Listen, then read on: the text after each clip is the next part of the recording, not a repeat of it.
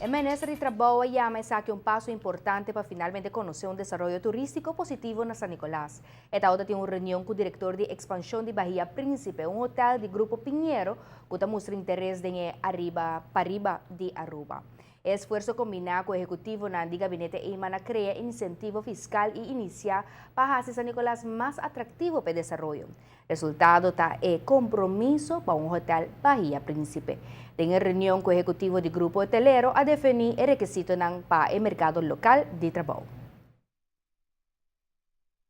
Para a situação laboral na Aruba, na requisito não conosting para o mercado local, por bem na remarca primeiramente para o aspecto de construção de hotel aqui, nós estamos falando de uma fase importante inicial de mais ou menos entre 300 para 500 câmaras de um período de construção que vai durar mais ou menos 20 lunas, na onda que ronde 600 para 800 pessoas do mercado local lo por haya um emprego no mercado de construção.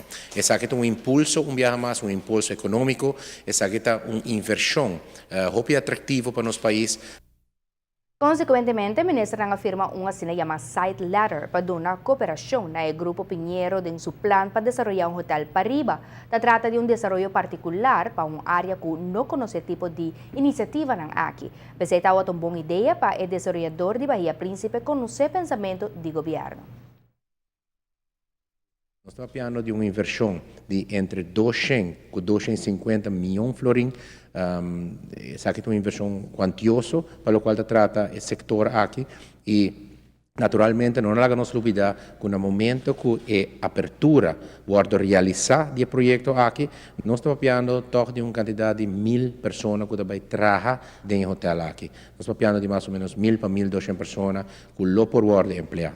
Naturalmente, com a dinâmica do mercado laboral de Aruba, vou conhecer a verschuiving de um hotel com outro hotel.